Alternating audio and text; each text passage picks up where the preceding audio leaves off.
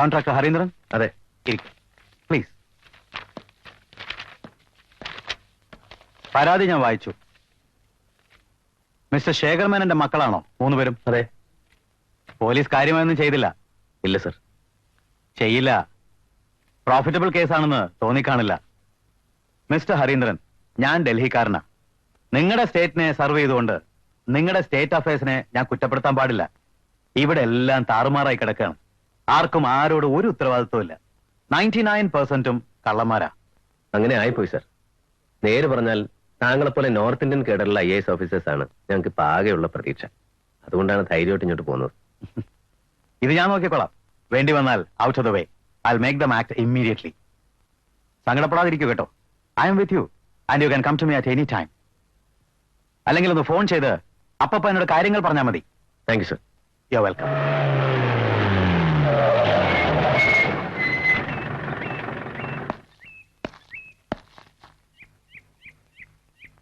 കൊച്ചേ, ഇനി വന്നേ. ഉത്തരവാദിത്തമുള്ള ഒരു പോലീസ് ഓഫീസർ കേസ് അന്വേഷണം സീരിയസ് ആയി തന്നെ എടുക്കുമെന്ന് മനസ്സിലാക്കാൻ പരാതി എന്തിനെ കളക്ടർക്ക് അയച്ചു? ആഭ്യന്തരമന്ത്രിക്കും മുഖ്യമന്ത്രിക്കും ഒരു കമ്പി അടിച്ചാൽ പോരായിരുന്നു? പുറപ്പെട്ടു പോയ അപ്പനെ അവർ കണ്ടുപിടിച്ചു വരുമായിരുന്നല്ലോ. ഞാനൊന്ന് പറഞ്ഞത് തന്നെയാ നേരെ. മക്കൾ കാരണം ജീവിതം എടുത്ത ശേഖരമേനോൻ കുറ്റിപ്പുറത്തുനിന്ന് ഒരു സെക്കൻഡ് ക്ലാസ് ടിക്കറ്റ് എടുത്ത് സെപ്റ്റംബർ 13 ബോംബെക്ക് വണ്ടി കയറി. അതിനുള്ള രേഖകളെല്ലാം എന്റെ കയ്യിലുണ്ട്. മനസ്സിലായോ? എന്റെ പൊന്നു കൊച്ചേ, ഇനി ബോംബെ ചെന്ന് മേനോനെ കണ്ടുപിടിക്കണമെന്നാണെങ്കിൽ ആ കളക്ടറോട് എന്ന് പറഞ്ഞാൽ മതി. ജീപ്പറോ.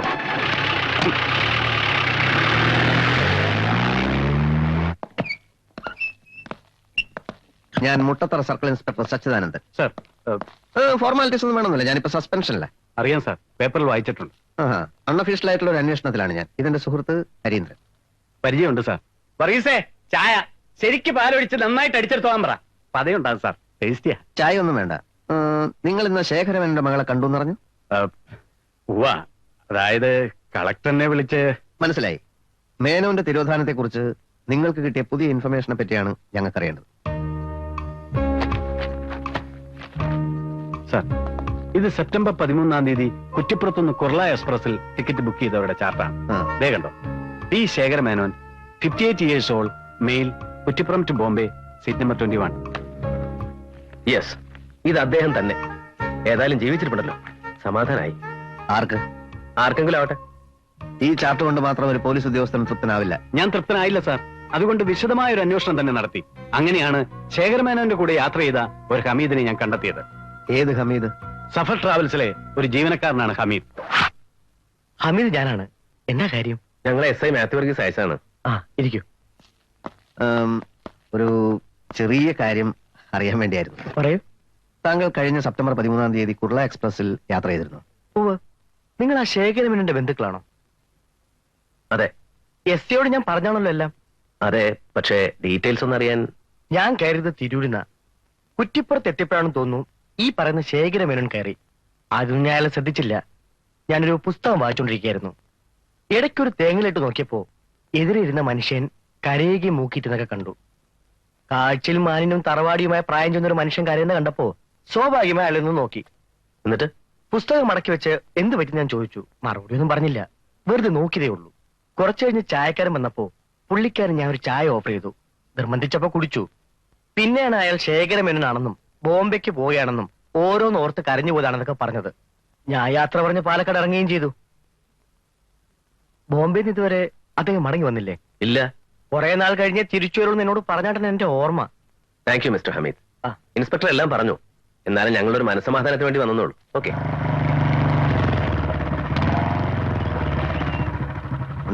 ഇറങ്ങടാ.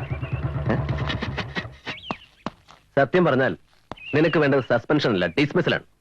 മനസ്സാക്ഷിയില്ലാത്തവൻ, അഹങ്കാരി. ഉപ്പുമാവ് വയറ് നിറച്ച് കഴിച്ചോ, യാത്ര ചോദിക്കുമ്പോൾ വികാരഭരിതമായി സംസാരിച്ചോ, ഇവൻ വലിയൊരു CID. എന്നെ പറഞ്ഞാൽ മതിയല്ലോ. ഒരു മരക്കോന്തനെ വിളിച്ച് കേസ് അന്വേഷണത്തിൽ ഇറങ്ങിയിരിക്കുന്നു. അരി കാര്യമൊക്കെ ശരി തന്നെ, പക്ഷെ ഒരു മിണ്ടരുത് നീ. പാവം കുട്ടികള്, അവർക്ക് ഇത് അറിയുമ്പോ എന്ത് സന്തോഷമായിരിക്കും. ശേഖരമേനോൻ തിരിച്ചു വരുന്നത് വരെ ആ പെൺകുട്ടിയോട് ഹരി ഒന്നും പറയരുത്. അത് നീയാണോടാ തീരുമാനിക്കാൻ? നമ്മൾ അവരോട് ഓൾറെഡി പറഞ്ഞു കഴിഞ്ഞു ശേഖരമേനോൻ മരിച്ചു എന്ന്. നമ്മളല്ല, നീ. ആരെങ്കിലും ആവട്ടെ, ആ നഷ്ടം സഹിക്കാൻ അവർ പഠിച്ചു കഴിഞ്ഞു. അതിനിടയിൽ വീണ്ടും ഇനി എന്ത് ചെയ്യണമെന്ന് എനിക്കറിയാം.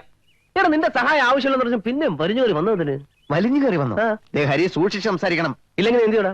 ഓ അത്രത്തോളായോ? ആയി. ഞാനൊരു ഫൂളാണ്. അക്കാര്യത്തിൽ എന്താ അത്ര സംശയം? കാള പെട്ടെന്ന് കേട്ടപ്പോ കയറെടുക്കാൻ വന്ന് എന്നെ ചൂല് കൊണ്ടടിക്കണം. ചാണകത്തിൽ മുക്കിയ ചൂലുണ്ടടിക്കണം.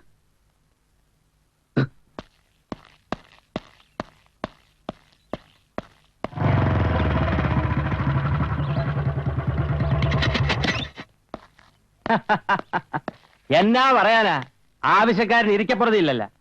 കാലത്തെ മുതൽ കാത്തിരിക്കുന്ന ആ, ദേ ഇതാ ബേസ്മെന്റ്. ആ. 9000 square feet, AC hall, 9 AC room, AC dining hall. ഞാൻ അങ്ങോട്ട് വരാനിരിക്കായിരുന്നു. അപ്പോഴാ ഇദ്ദേഹം. ഏതായാലും ഭാഗ്യമായെന്ന് കരുതിക്കോളൂ. റെയിൽവേയുടെ റിസർവേഷൻ ചാർട്ടിന്റെ കോപ്പി SI കാണിച്ചു തന്നു. കൂടെ യാത്ര ചെയ്ത ആളെയും കണ്ടു. എന്നാലും ഈ മേനോ സാർ കാണിച്ചത് കുറച്ച് കടുപ്പായി. എന്തെങ്കിലും ഒരു വിവരം അറിയിച്ചിരുന്നെങ്കിൽ. അല്ല, അതിപ്പോ അങ്ങനെ ഒരു മാനസികാവസ്ഥയിലായിരിക്കില്ല എന്നും കൂട്ടാ. ഇനിയിപ്പോ നമ്മൾ എന്താ ചെയ്യേണ്ടത്? അതാലോചിക്കണം. ചിലപ്പോ ബോംബെ വരെ പോകേണ്ടി വരും. അത് നമ്മൾ പോണോ അതോ പോലീസ് പോണോ എന്നൊക്കെ അന്വേഷിക്കണം. എന്നാ കാര്യമാ? ഒന്നുമില്ല. അല്ല, പോലീസ് എന്ന് കേട്ടപ്പോ വല്ല മോഷണ കേസുവാ? അല്ലല്ല, ഇവരുടെ അച്ഛൻ ഒരു ദിവസം ആരോടും പറയാതെ ഒരു പോക്കങ്ങ് പോയി ബോംബെക്ക്. ആ, അത്രേ ഉള്ളൂ. വല്ല തീർത്ഥാടനവും പോയതായിരിക്കുന്നേ. എന്നാലും വീട്ടിൽ പറഞ്ഞിട്ട് പോകാലോ. അതേ, പറഞ്ഞിട്ട് പോയ യാത്രയുടെ ഫലം കുറഞ്ഞു പോകുമെന്ന് ചില ഹിന്ദുക്കൾ തന്നെ പറഞ്ഞ് ഞാൻ കേട്ടിട്ടുണ്ട്. എന്റെ മൂത്ത ചേട്ടത്തിലെ കെട്ടിയോൻ 70-ാം വയസ്സിൽ ഇതുപോലൊരു പോക്ക് പോയതാ. എന്നാ ചെയ്യാനാ? നാടായ നാടൊക്കെ തിരക്കി, എവിടെ ആളില്ല. ഓടിക്ക 3 കൊല്ലം കഴിഞ്ഞപ്പോ ഒരു ദിവസം ദാ കയറി വരുന്നു. ആ പോക്ക് എവിടെ വരെ പോയെന്നാ? അങ്ങ് വത്തിക്കാൻ വരെ. പാസ്പോർട്ട് ഉണ്ടോ, വിസയുണ്ടോ? ഇല്ല. എന്നാലും അങ്ങേര് എങ്ങനെയോ പോയി വന്നു. ചിലരങ്ങനെ ഭക്തി മൂത്ത ഭ്രാന്താവും. മേനോ സാറിന് അങ്ങനെയുള്ള ഭ്രാന്തുള്ളതായിട്ട് എനിക്ക് തോന്നിയിട്ടില്ല. പറയാതെ പോകുന്ന ഒരു ഭ്രാന്തല്ലേ. അങ്ങേരുടെ പുറകിൽ ഓടുന്ന എന്നാത്തിനാ? കുറെ കാശ് കളയാ, അല്ലാതെ യാതൊരു വിശേഷവും ഇല്ല. ചിലപ്പോ നാളെ, അല്ലെങ്കിൽ 1 മാസം കഴിഞ്ഞ്, അതും അല്ലെങ്കിൽ 1 വർഷം കഴിയുമ്പോ അങ്ങേര് യാതൊരു മുന്നറിയിപ്പും ഇല്ലാതെ പോയതുപോലെ തിരിച്ചു വരും. അങ്ങനെ കാത്തു നിൽക്കാൻ പറ്റില്ല. കുട്ടികളോട് ഒറ്റയ്ക്കാണേ. അപ്പൊ പിന്നെ എന്നാ ചെയ്യാൻ പോവാ? എന്തെങ്കിലും ഉടനെ ചെയ്തേ പറ്റൂ. ഇതൊക്കെ കൊണ്ടാ ഞാൻ അന്നേ താങ്കളോട് പറഞ്ഞത് ഉടനെ ഈ പണി ഏറ്റെടുക്കാൻ പറ്റില്ലെന്ന്. ആലോചിക്കാവുന്നല്ലേ എന്ന് പറഞ്ഞത്? അതെ, പക്ഷെ ഇതാണ് പ്രശ്നം. ഇവരെ സഹായിക്കാൻ മറ്റാരുമില്ല.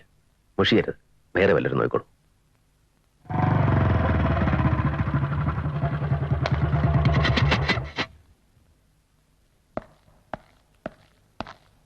എന്താടാ, ആരെയും കാണുന്നില്ലല്ലോ. എല്ലാവരും പോയി. പോയോ? ആ പുതിയ എഞ്ചിനീയർ വന്നിരുന്നു. ആ. നമ്മുടെ മിക്സ് ചെയ്ത കോൺക്രീറ്റിന്റെ സാമ്പിൾ എടുത്തോണ്ട് പോയി. ആ. അതിന്റെ റിപ്പോർട്ട് വരുന്നവരെ പണി നിർത്തിവെക്കാൻ പറഞ്ഞിരിക്കുക. 8-10 വർഷമായി ഞാൻ ഡിപ്പാർട്ട്മെന്റ് വർക്ക് ചെയ്യാൻ തുടങ്ങിയിട്ട് ഇതുവരെ എന്റെ വർക്കിനെ പറ്റി ഒരു റിമാർക്ക് ഉണ്ടായിട്ടില്ല. ഇത്രയും വേണ്ടായിരുന്നു സാർ. ഞാനിപ്പോ മുള്ളുമല നിൽക്കുന്നത്. സാറിനറിയോ, ഇല്ലാത്ത പലിശയ്ക്ക് കണമായിട്ട് ഓരോ ദിവസവും തള്ളി നീക്കുന്നത്. I'm helpless. എന്റെ സുപ്പീരിയർ വിളിച്ചു പറഞ്ഞാൽ എനിക്ക് ചെയ്യാതിരിക്കാൻ പറ്റുമോ? ഏത് സുപ്പീരിയർ? സൂപ്രണ്ടിങ് എഞ്ചിനീയറോ? ഞാൻ ആ മനുഷ്യനോട് ഒരു അപരാധം ചെയ്തിട്ടില്ല. കാണേണ്ട രീതിയിലൊക്കെ കണ്ടിട്ടുണ്ട്. അദ്ദേഹത്തിന്റെ മുകളിലുള്ള കരുതിക്കുന്നതാവും. ഏതായാലും റിസൾട്ട് വരുന്നവരെ എനിക്കൊന്നും ചെയ്യാനാവില്ല. സാമ്പിൾ എടുത്തത് ടെസ്റ്റ് ചെയ്തിട്ട് കുഴപ്പമില്ലെന്ന് തെളിഞ്ഞാ പിന്നെ പ്രശ്നമൊന്നും ഉണ്ടാവില്ലല്ലോ. അതൊക്കെ വെറും ഓരോ കാരണങ്ങൾ മാത്രല്ലേ. അധികാരത്തിലിരിക്കുന്നവർക്ക് നമ്മളെ പോലുള്ള പാവങ്ങളെ വെള്ളം കുടിപ്പിക്കാൻ എത്രയോ മാർഗങ്ങളുണ്ട്. ഇനിയിപ്പോ എന്താ ചെയ്യാ? എന്തെങ്കിലും ചെയ്യണം. ബാങ്ക് ലോണൊക്കെ ഒരുപാടുള്ളതല്ലേ. സൂപ്രണ്ടിങ് എഞ്ചിനീയറെ കണ്ടിട്ട് ശരിയായില്ലെങ്കിൽ തിരുവനന്തപുരത്ത് പോയി ഓരോരുത്തരുടെയും തിണ്ണനിറങ്ങണം. പാട് തന്നെ. ഇതിനു മുമ്പ് ഇങ്ങനെ വല്ലതും ഉണ്ടായിട്ടുണ്ടോ? ഏയ്, ജീവിതത്തിൽ ആദ്യമായിട്ടാ. ഇവിടെ താമസിച്ചിട്ട് ഞങ്ങളുടെ കഷ്ടകാലം അങ്ങോട്ട് പകർന്നതാവും. ചേച്ചേ, എന്തിനാ അങ്ങനെയൊക്കെ വിചാരിക്കുന്നേ? അല്ല, ശാപം കിട്ടിയ ജന്മോ ഞങ്ങളുടേത്. ചെറുപ്പത്തിൽ തന്നെ അമ്മ പോയി. കണ്ണടച്ച് തുറക്കുന്ന വേഗത്തിൽ മുത്തശ്ശൻ പോയി. അച്ഛനും എവിടെയാണെന്നറിയില്ല. അടുപ്പമുള്ളവർക്കെല്ലാം വേദനിക്കാനേ നേരുള്ളൂ. ആവശ്യമില്ലാത്ത കാര്യങ്ങളൊക്കെ എന്തിനാ ചിന്തിക്കുന്നത്? ഇത് ഞങ്ങൾ കോൺട്രാക്ടർമാരൊക്കെ നേരിടുന്ന പ്രശ്നങ്ങളാ. ആദ്യം ആയതുകൊണ്ട് എനിക്ക് അല്പം ഷോക്കായി പോയെന്ന് മാത്രം. അതൊക്കെ ഞാനിപ്പോ ശരിയാക്കൂലേ? നല്ല ധൈര്യമുള്ള ആളാണെന്നാ ഞാൻ വിചാരിച്ചേ. കംപ്ലീറ്റ് കളഞ്ഞു. ചെല്ലട്ടെ. കഴിക്കാൻ എന്തെങ്കിലും എടുക്കട്ടെ? അയ്യോ, ബാലും ഒക്കെ റെഡിയാക്കി വെച്ചിട്ടുണ്ടാവും. കഴിച്ചില്ലെങ്കിൽ പിന്നെ ഭയങ്കര ദേഷ്യ.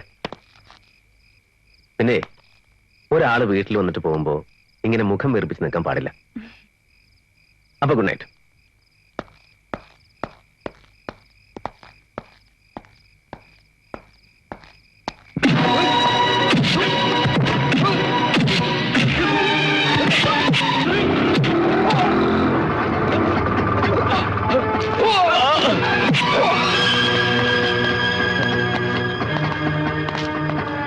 എന്താ സംഭവം?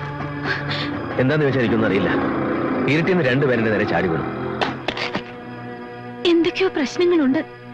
ആകെ പേടിയാവുക. ഏയ് അങ്ങനെ പേടിച്ചാ ജീവിക്കാൻ പറ്റുമോ? മുറിവ് വല്ലതും പറ്റിയോ? ഏയ് സാരമില്ല, നിങ്ങൾ പോയിക്കോ, ഒന്നും പേടിക്കണ്ട, ധൈര്യമായിട്ട് കിടന്ന് ഉറങ്ങിക്കോളൂ.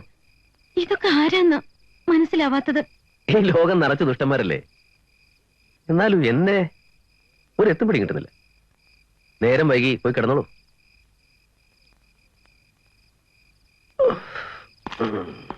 ശേഖരമേനോന്റെ തിരോധാനത്തെ പറ്റിയിട്ടുള്ള അന്വേഷണം കറക്റ്റ് റൂട്ടിലാണ് നീങ്ങുന്നത് എന്നതിന്റെ തെളിവാണിത്. ചില കാര്യങ്ങൾ സംസാരിക്കാനുണ്ട്.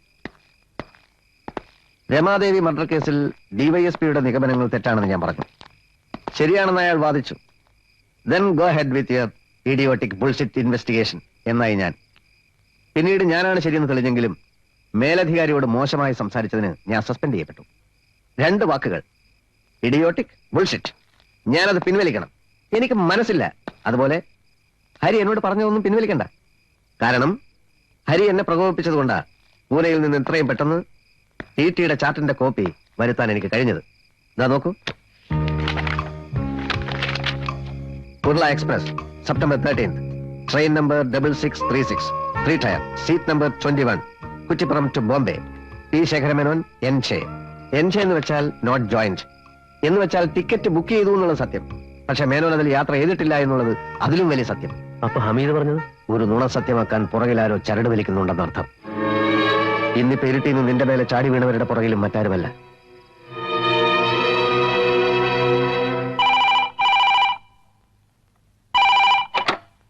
Hello, Safar travels, good morning. അത് ഞാൻ ഹമീദാണ്. ഗ്രൂപ്പ് ടിക്കറ്റോ? പിന്നെന്താ, എന്നത്തേക്കാ വേണ്ടേ? ശരി, ഞാൻ ആളെ അങ്ങോട്ട് അയക്കാം. അല്ല, ഞാനിവിടുന്ന് ഫ്രീ ആകുമ്പോൾ രാത്രിയാവും. 8:30 ഓഫീസ് ക്ലോസ് ചെയ്യുള്ളൂ. അത് കഴിഞ്ഞിട്ട് മതിയെങ്കിൽ കുഴപ്പമില്ല. ഓക്കെ, ഞാൻ തന്നെ വരാം. Okay, by. വരണം. ഫോൺ ചെയ്തത് ഞാനാണ്. ക്ലബിന്റെ മീറ്റിംഗ് ഇപ്പൊ കഴിഞ്ഞതേ ഉള്ളൂ. അതുകൊണ്ടാണ് നിങ്ങളുടെ ഓഫീസിലോട്ട് വരാൻ കഴിയാതിരുന്നത്. It's all right. എത്ര പേർക്കാ ടിക്കറ്റ് വേണ്ടത്? അത് പറയാം.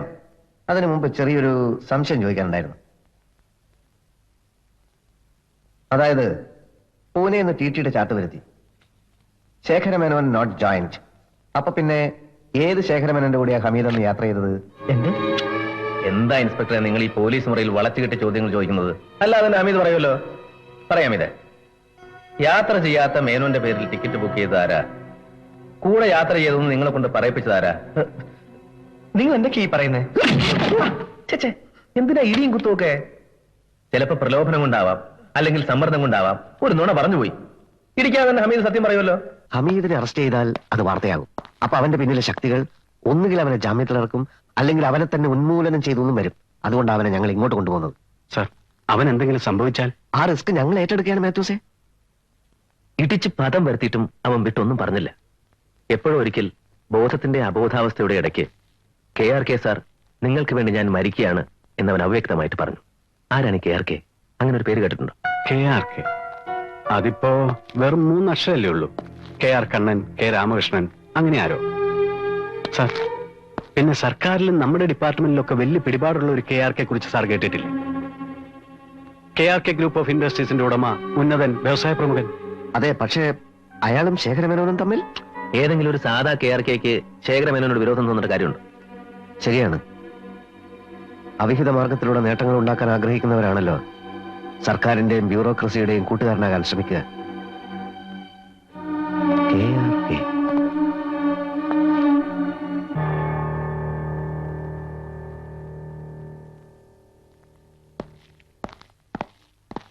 Mister KRK അകത്തുണ്ടോ? ആണ്. ഞാനൊന്ന് പുറത്തു പോകാൻ തുടങ്ങിയാണ്. ഒരു 4 മണി കഴിഞ്ഞൊന്ന് വിളിക്കൂ.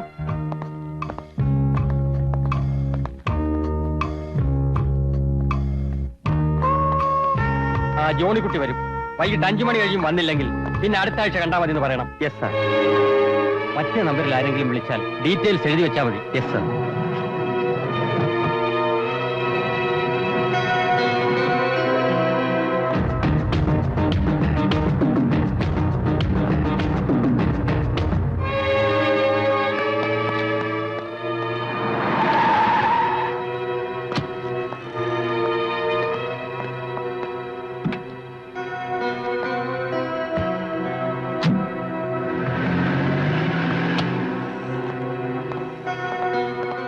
ആ പോയതാരാ? മനസ്സിലായില്ലേ? അതാണ് ഞങ്ങളുടെ MD. നിങ്ങൾ നേരത്തെ അന്വേഷിച്ചില്ലേ? KRK. എന്താ നിനക്ക് അയാളെ പരിചയമുണ്ടോ? ആ പക്ഷെ KRK ആയിട്ടല്ല, മറ്റൊരു പേര്. കുഞ്ഞച്ചന്റെ വരവിന്റെ ഉദ്ദേശം ഇപ്പോഴാണ് ശരിക്കും വ്യക്തമാവുന്നത്. എന്തായി? കണ്ടു. ഞെട്ടിക്കുന്ന കുറെ സത്യങ്ങൾ മനസ്സിലാവുകയും ചെയ്തു. നമുക്ക് സങ്കല്പിക്കാവുന്നതിനേക്കാൾ അപ്പുറത്തുള്ള കൗശലക്കാരാണ് KRK. ഹമീദ് കൂടുതൽ എന്തെങ്കിലും? വലിയൊരു ചങ്ങലയിലെ ചെറിയൊരു കണ്ണി മാത്രമാണ് ഹമീദ്. ആ കണ്ണിയിലൂടെ ഞാനൊന്ന് പോയി നോക്കി, ശേഖരമേനോന്റെ ഇൻകം ടാക്സ് ഓഫീസ് വരെ. അവിടെ അയാളുടെ കീഴ്ജീവനക്കാരനായിരുന്ന KR കുട്ടികൃഷ്ണൻ ഇന്നത്തെ KRK. അങ്ങേയറ്റം കറപ്റ്റഡ് ആയിരുന്ന KRKക്ക് ജയിൽ ശിക്ഷ വാങ്ങിച്ചു കൊടുത്ത ആളാണ് ശേഖരമേനോൻ. ആ കുടിപ്പക എങ്ങനെ, എപ്പോൾ, എവിടെ വെച്ച് എന്ന് മാത്രമേ അറിയേണ്ടുള്ളൂ. ശേഖരമേനോൻ മരിച്ചു. കൊന്നത് KRK, അല്ലെങ്കിൽ അവന്റെ ആളുകൾ.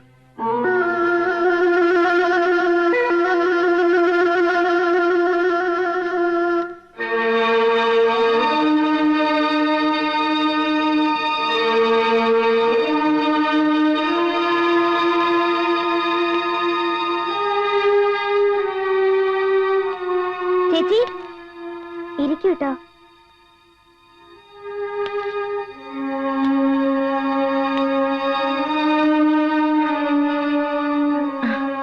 ഞാൻ കണ്ടില്ല.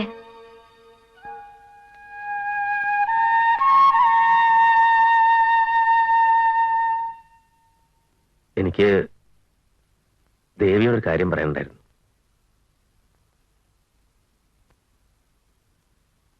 വാ.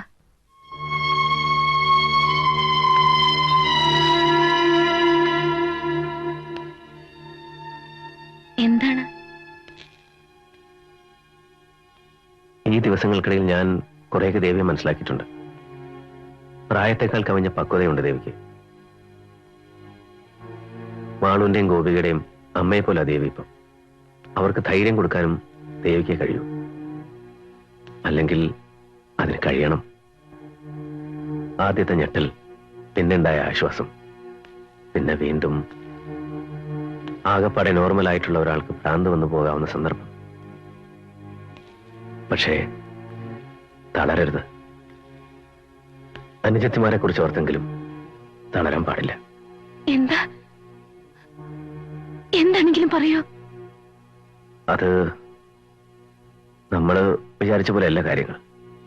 അച്ഛൻ കൊല്ലപ്പെട്ടു എന്നുള്ളതാണ് സത്യം.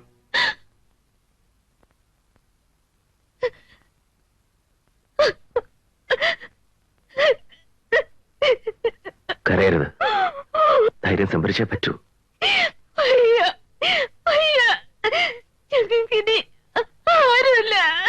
അങ്ങനെ പറയരുത്. ആരുമില്ല എന്ന് പറയാൻ ഞാൻ സമ്മതിക്കില്ല. കരയരുത്, കരയരുത്, കരയരുത്. ദേവി,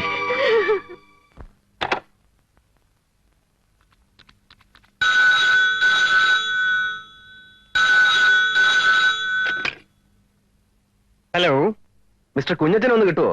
ഞാൻ കോൺട്രാക്ടർ ഹരീന്ദ്രനാണ്. ആ കൺട്രാക്ടാണോ? ഇത് കുഞ്ഞച്ചൻ തന്നെയാ. അതെ കുഞ്ഞച്ച, ഞാനിവിടെ PWDയുടെ ഒരു വർക്ക് ചെയ്തുകൊണ്ടിരുന്നില്ലേ, അത് നിന്നുപോയി. അതുകൊണ്ട് കുറച്ച് സമയം ബാക്കിയുണ്ട്. നമ്മളെന്ന് പറഞ്ഞാൽ കല്യാണ മണ്ഡപത്തിന്റെ കാര്യം വേണമെങ്കിലും നോക്കാം. എന്ത് ഈശോയെ, ഞാൻ എന്നതായി കേൾക്കുന്നേ? ഇന്നെങ്കിൽ ഇന്ന് വർക്ക് തുടങ്ങാൻ കുഞ്ഞച്ചൻ റെഡിയാ. കുഞ്ഞച്ചനൊന്ന് വന്നാൽ നമുക്ക് അത് എങ്ങനെ വേണമെന്ന് തീരുമാനിക്കാം. എവിടെ വരണമെന്ന് പറ. വർക്ക് സൈറ്റ് വന്നാൽ മതി.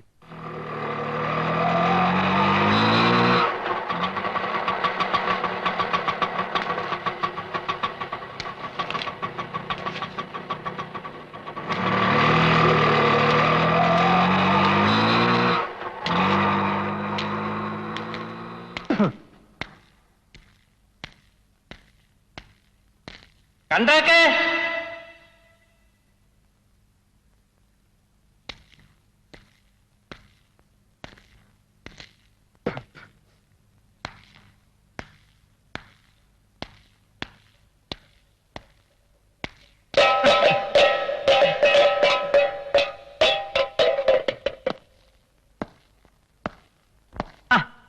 ആദ്യം ഞാനൊന്ന് സംശയിച്ചു, വരാൻ പറഞ്ഞു ഇങ്ങോട്ട് നല്ലേന്ന്. ഫോണില് കൺട്രാക്ട് വിളിച്ചപ്പോ മനസ്സൊന്ന് കുളിർത്തേ. തോമസ് കുട്ടിച്ചാനെ അപ്പൊ തന്നെ IST വിളിച്ച് പറയുകയും ചെയ്തു. ആ ഇനി കുഞ്ഞച്ചൻ എന്നാ ചെയ്യണ്ടേ? അത് കുഞ്ഞച്ച, ആ ഒരു ചെറിയ പ്രശ്നമുണ്ട്. എന്നതാ? ഇന്നലെ ഇവിടെ ഒരു മുതലാളി കയറി വന്നു. മുതലാളി എന്ന് പറഞ്ഞ ഒരു വലിയ പണച്ചാക്ക്, അയക്കം പണിയുന്ന ഒരു കല്യാണ മണ്ഡപം. കുഞ്ഞച്ചൻ കൊണ്ടുവന്ന അതേ പ്ലാൻ. കുഞ്ഞച്ചൻ ഒരു പക്ഷെ കേട്ട് കാണും, ഒരു KRK food product, exports, jewelleries, plantations, അങ്ങനെ നിരവധി ബിസിനസ് സ്ഥാപനങ്ങളുടെ ഉടമ. സാക്ഷാൽ KR കുട്ടിക്കൃഷ്ണൻ. അയാൾക്കു ഇതേ മുഖം, ഇതേ സ്വരം. എടാ കുട്ടിക്കൃഷ്ണ, താൻ എന്താ വിചാരിച്ചേ? തനിക്ക് മാത്രമേ ബുദ്ധിയും സൂത്രങ്ങളും ഉപയോഗിക്കാൻ കഴിയുള്ളൂ? വലിയൊരു പ്രോജക്റ്റ് എടുത്തിന്റെ മുമ്പിലേക്ക് ഇട്ട് കഴിഞ്ഞാൽ മറ്റെല്ലാം വിട്ടിട്ട് ഞാൻ എന്റെ പിന്നാലെ പായി വന്നോ? കുഞ്ഞച്ചനായി വന്ന് രഹസ്യങ്ങൾ അറിയാനും ഗുണ്ടകളെ വിട്ടെന്നെ തല്ലിക്കാനും സ്വാധീനം ഉപയോഗിച്ച് എന്റെ വർക്ക് തടസ്സപ്പെടുത്താനും മാത്രമേ തനിക്ക് കഴിയൂ. ഇത് കണ്ടോ, ഇന്നത്തെ ഡേറ്റിലുള്ള ടിക്കറ്റാ. നീ ശേഖരമേനോ ടിക്കറ്റ് എടുത്ത് മോമയ്ക്കല്ലേ? ഞാൻ കുറച്ചുകൂടെ ആവശ്യമായി. ഇത് ഡൽഹിക്കാ, അതും AC സ്ലീപ്പറിൽ. നന്നായി തണുത്ത് സുഖിച്ചങ്ങ് പോവാ. പേടിക്കണ്ട, കൂടെ രണ്ടുപേരൂടെ ഉണ്ട്. ഇത് അവർക്കുള്ള ടിക്കറ്റാ. സാക്ഷി പറയാൻ നീ ഒരാളെയല്ലേ വെച്ചുള്ളൂ, ഞാനത് രണ്ടാക്കി. എല്ലാത്തിലും ഒരു റിച്ച്നെസ് ഇരിക്കട്ടെ. നിന്നെ കാണാതായി എന്നുള്ള പരസ്യം പത്രത്തിലും TV-യിലും വരേണ്ട താമസേ ഉള്ളൂ. ആ രണ്ടുപേര് പോലീസ് ചെന്ന് പറഞ്ഞോളും. ട്രെയിനിൽ ഒരുമിച്ച് യാത്ര ചെയ്തതും ഒരുമിച്ച് ഇഡ്ഡലി നിന്നതും ഇത്രയും കേട്ടത് കഥ. ഇനി സംഭവിക്കാൻ പോകുന്നത് സത്യം. നിനക്കുള്ള ഒറിജിനൽ ടിക്കറ്റ് ഞാനെടുത്ത് വേറെ വെച്ചിട്ടുണ്ട്, പരലോകത്തേക്ക്. അവിടെ നീ തനിച്ചു പോയേ പറ്റൂ. തെറ്റ് ചെയ്തവൻ ശിക്ഷിക്കപ്പെടണം, അത് പ്രകൃതി നിയമമാണ്. എതിരാളി നിസ്സഹായനാണെങ്കിൽ ദൈവം അതിന് മറ്റൊരാളെ നിയോഗിക്കും. നീ ക്രൂരമായി കൊന്നുകളഞ്ഞ ശേഖരമേനോന്റെ നിസ്സഹായരായ കുട്ടികൾക്ക് വേണ്ടി ദൈവം നിയോഗിച്ചത് എന്നെയാണ്.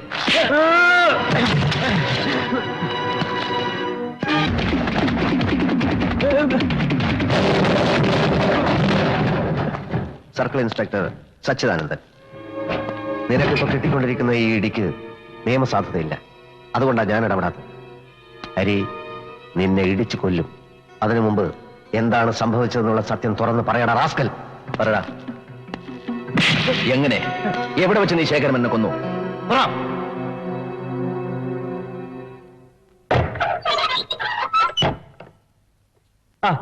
മിസ്റ്റർ മേനോൻ ഇവിടെ?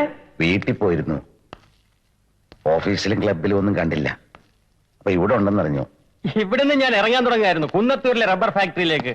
പിന്നെ മേക്കുടി, മുള്ളൂർ പാടം, കൊച്ചി, വയനാട്, ഇവിടങ്ങളിലൊക്കെ പല സ്ഥാപനങ്ങളും എസ്റ്റേറ്റുകളും ഒക്കെ ഉള്ളതുകൊണ്ട് നിന്ന് തിരിയാൻ നേരമില്ലെന്ന് പറഞ്ഞാൽ മതിയല്ലോ. മേനോനൊരു കിഴവനായി പോയി. അല്ല, നമ്മൾ തമ്മിൽ കണ്ടിട്ടിപ്പോ എത്ര വർഷമായി കാണും? അവസാനത്തെ കാഴ്ച എനിക്കിപ്പോഴും നല്ല ഓർമ്മയുണ്ട്. എന്നെ പോലീസ് അറസ്റ്റ് ചെയ്ത് കൊണ്ടുപോകുമ്പോ ഒരു കള്ളച്ചിരിയോടെ ഓഫീസിന്റെ ഗ്ലാസ് ഡോറിലൂടെ നോക്കി നിൽക്കുന്ന മേനോന്റെ മുഖം. ശിക്ഷ കഴിഞ്ഞ് തിരിച്ചെത്തുമ്പോഴേക്കും നിങ്ങൾ വോളണ്ടറി റിട്ടയർമെന്റ് വാങ്ങി രക്ഷപ്പെട്ടിരുന്നു. കുട്ടിക്കൃഷ്ണൻ അറിയാലോ, ഒരു ഇൻകം ടാക്സ് ഓഫീസർ എന്നുള്ള നിലയിൽ അന്ന് ഞാൻ ചെയ്തത് എന്റെ ഡ്യൂട്ടിയായിരുന്നു. പിന്നെ ഡ്യൂട്ടി ചെയ്യാതിരിക്കാൻ പറ്റുമോ? പക്ഷേ നമ്മൾ സഹപ്രവർത്തകരായിരുന്നു. മേനോൻ ആദർശവാദിയും ഞാൻ കറപ്റ്റഡും. ധാരാളം കള്ളപ്പണക്കാരെ വഴിവിട്ട് സഹായിച്ചപ്പോൾ എന്റെ കയ്യിൽ ഉണ്ടായി ഇത്തിരി വെമ്പിടി. മേനോനെ സഹിച്ചില്ല.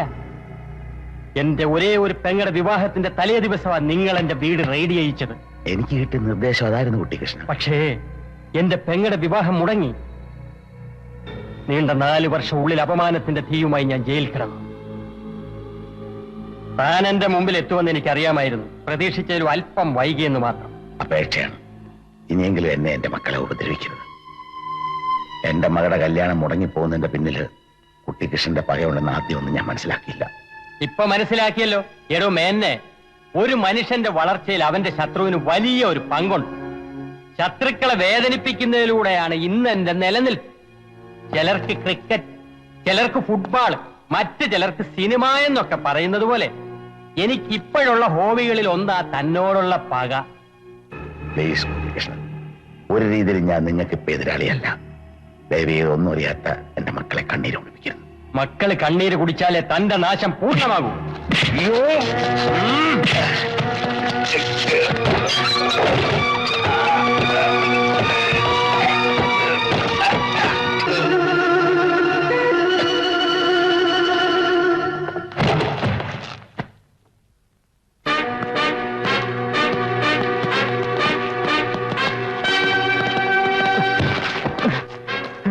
മൃഗങ്ങളെ എനിക്ക് സ്നേഹമാണ്.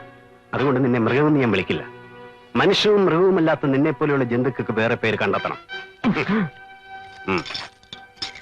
നിൽക്കായി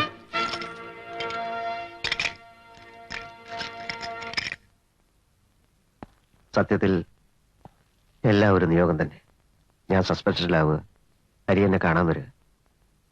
എന്തായാലും കുറെ പേരുടെ വീർപ്പുമുട്ടലിനൊരു അവസാനം ഉണ്ടാക്കാനെങ്കിലും കഴിഞ്ഞല്ലോ. എല്ലാത്തിന്റെ ഒടുവിൽ ഒരു വേദന സ്ഥിരീകരിക്കപ്പെടുക മാത്രമല്ലേ ചെയ്തുള്ളൂ. അതെ, അതാണ് സങ്കടം. ഞാൻ പോവുകയാണ് ഹരി.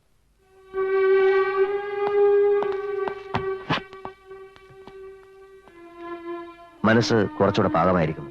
എന്റെ ഈഗോ മാറ്റിവെച്ച് ഡിവൈഎസ്പിയോട് ഞാൻ ക്ഷമയോദിക്കും. വീണ്ടും ജോലി പ്രവേശിക്കും. കാണാം.